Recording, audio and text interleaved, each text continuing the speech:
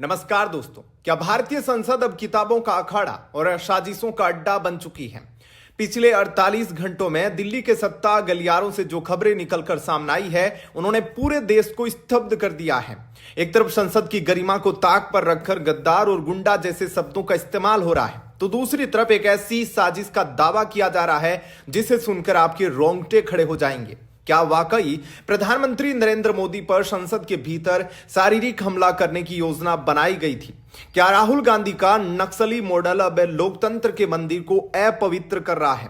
आज के इस स्पेशल इन्वेस्टिगेटिव वीडियो में हम एक एक परत खोलेंगे। विवाद की चिंगारी तब सुलगी जब राहुल गांधी ने सदन में एक किताब निकाली। यह किताब थी पूर्व सेना प्रमुख जनरल नरवणे की, जो अभी तक प्रकाशित भी नहीं हुई है। राहुल ने इसके जरिए दावा किया कि अग्निपथ योजना और चीन के मुद्दे पर पीएम मोदी ने सेना को अकेला छोड़ दिया। लेकिन राहुल शायद यह भूल गए कि राजनीति में आधा ज्ञान खतरनाक होता है।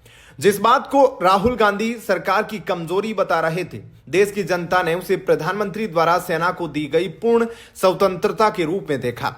राहुल गांधी चीन पर सरकार को घेरने चले थे, लेकिन खुद ही अपने शब्दों के जाल में फंस गए। इसे कहते हैं राजनीति का सबसे बड़ा सेल्फ गोल।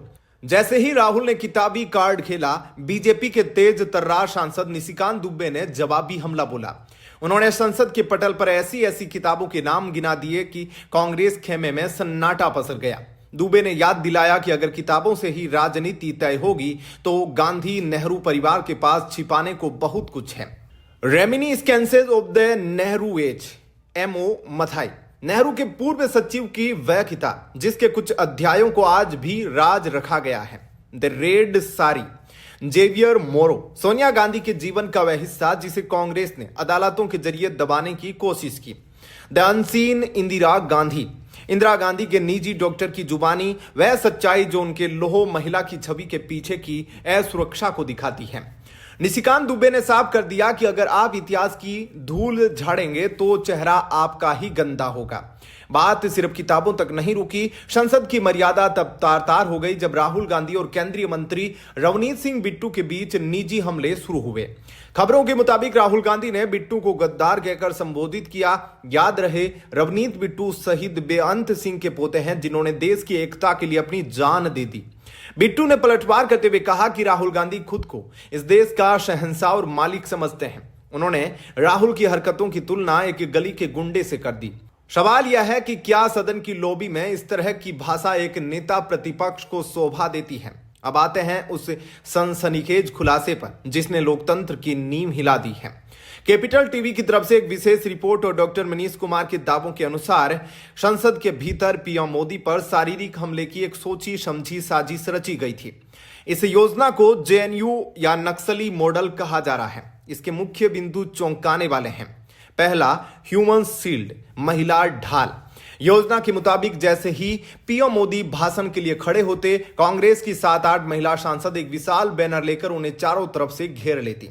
दूसरा, सुरक्षा घेरा तोड़ना। जब महिला सांसदों की मौजूदगी के कारण मार्शल और सुरक्षाकर्मी हस्तक्षेप करने से हिचकिचाते, तब पीछे से पुरुष सांसद सुरक्षा घेरा तोड़कर अंदर घुसते।